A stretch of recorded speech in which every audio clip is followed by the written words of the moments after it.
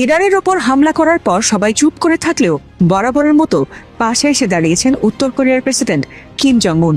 এই যুদ্ধে ইরানের সাথে না পেরে যুক্তরাষ্ট্র যখন তেহরানে পারমাণবিক অস্ত্র ব্যবহারের কথা চিন্তা করছে, ঠিক সেই সময় আবারও গর্জে উঠলেন উত্তর কোরিয়ার শক্তিশালী নেতা। আর এরপরই ট্রাম্পকে শিক্ষা দিতে সরাসরি আমেরিকায় আঘাত হানতে সক্ষম এমন আন্তঃমহাদেশীয় ক্ষেপণাস্ত্র ছুড়লেন কিম জং উন। কোন মুসলিম দেশ ইরানের পাশে এসে না দাঁড়ালেও এই যুদ্ধের শুরু থেকে কিম ঠিকই ইরানের পক্ষে তার অবস্থান জানিয়ে দেন। আর কিমকে পাশে পেয়ে আরো বিধ্বংসী রূপে যুক্তরাষ্ট্র ইসরায়েলে ধ্বংসযজ্ঞ চালাচ্ছে সাহসী মুসলিম দেশ ইরান। তবে এই যুদ্ধে ইরানের সাথে ট্রাম্প কোনোভাবেই কুলিয়ে উঠতে না পেরে পারমাণবিক অস্ত্র যখন ব্যবহারের ষড়যন্ত্র চালাচ্ছে, এমনকি স্থল অভিযানের কথাও জানিয়েছে তারা। আর ঠিক সেই কারণেই বন্ধুদেশ ইরানকে রক্ষায় আবারও নতুন করে গর্জে উঠেছেন কিম জং উন। এমনকি ভুলেও যদি ইরানের দিকে একটি পারমাণবিক অস্ত্র তারা ছোড়ে, তবে গোটা আমেরিকা ইসরায়েলকে তাদের সর্বোচ্চ পারমাণবিক ক্ষমতা দিয়ে একেবারে গুড়িয়ে দেবে বলে চরম হুঁশিয়ারি দিয়েছেন উত্তর কোরিয়ার প্রেসিডেন্ট কিম জং উন।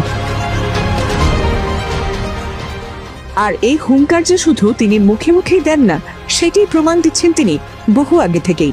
সেই ধারাবাহিকতায় কয়েক দফা শক্তিশালী ব্যালিস্টিক ক্ষেপণাস্ত্র ছুড়ে ইতোমধ্যে আমেরিকাকে সাবধান করেছেন তিনি। আর এবার ট্রাম্পের মনে ভয় ধরাতে নিজের দেশ থেকেই সরাসরি আমেরিকার বুকে হামলা চালানোর মতো বড় ক্ষেপণাস্ত্রের পরীক্ষা চালিয়েছে কিম জং উনের দেশ উত্তর কোরিয়া। এ নিয়ে দেশটির রাষ্ট্রীয় সংবাদ মাধ্যম KCNA জানিয়েছে, নতুন ও উন্নত প্রযুক্তির একটি রকেট ইঞ্জিনের সফল গ্রাউন্ড টেস্ট সম্পন্ন করেছে উত্তর কোরিয়া। আর তারা তাদের আন্তঃমহাদেশীয় ব্যালিস্টিক ক্ষেপণাস্ত্র ICBM উৎক্ষেপণের জন্য সলিড ফুয়েল রকেট ইঞ্জিন ব্যবহারের পরিকল্পনাও করেছে।